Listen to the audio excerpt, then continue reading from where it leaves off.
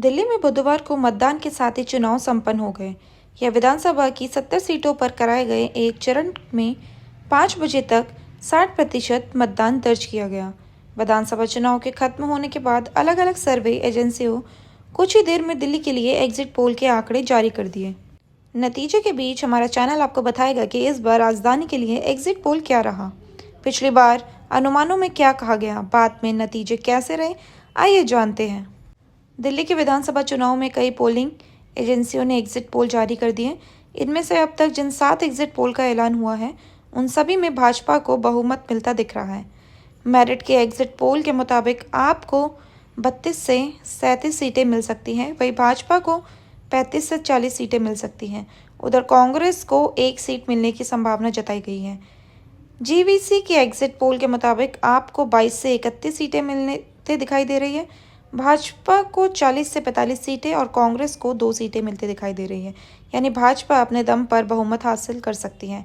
चाणक्य के exit poll के मुताबिक भाजपा को 40 से 45 सीटें मिल सकती हैं, यानी भाजपा खुद बहुमत हासिल कर सकती है। वहीं आपको 25 से 28 सीटें मिलने की संभावना है। कांग्रेस को 2 से 3 सीटें मिलने की संभावना है। पी मार्क पोलिंग एजेंसी के आंकड़ों की माने तो भाजपा आसानी से बहुमत के आंकड़े को पार कर सकती है। पार्टी यहाँ 29 से 45 सीटें पा सकती है। दूसरी तरफ आपको 21 से 31 सीटें मिलती दिखाई दे रही है। कांग्रेस को इसमें 1 सीट मिल सकती है। वी प्राइड पहला एग्जिट पोल है जिसमें आम आदमी पार्टी की सरकार बनती दिखाई दे रही है। वी प्राइड ने आपको 45 से 52 सीटें दी हैं, वहीं भाजपा को 18 से 23 सीटें जीतते दिखाई दे रहे हैं। इस एग्जिट पोल में कांग्रेस को 1 सीट मिलने की संभावना जताई गई है।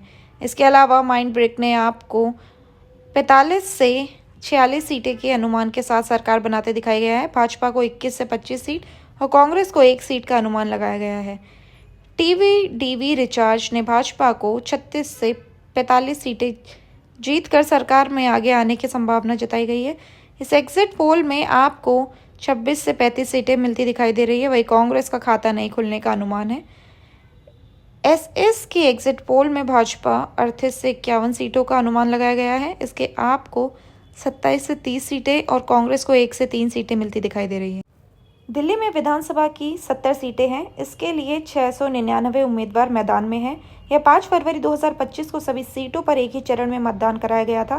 दिल्ली के पूर्व मुख्यमंत्री और आम आदमी पार्टी के संयोजक अरविंद केजरीवाल नई दिल्ली सीट से चुनाव लड़ रहे हैं। वहीं कांग्रेस के संदीप दीक्षित और भाजपा के प्रवेश वर्मा भी इसी सीट से उम्मीदवार हैं। दूसरी तरफ मौजूदा मुख्यमंत्री अतिशी पिछली बार की तरह इस बार भी कालकाजी सीट से चुनाव लड़ रही है। इसी सीट पर भाजपा से उन्हें रमेश बिदौड़ी टक्कर दे रहे हैं। खबरों के साथ बने रहने के लिए हमारे न्यूज़ चैनल को सब्सक्राइब करिए।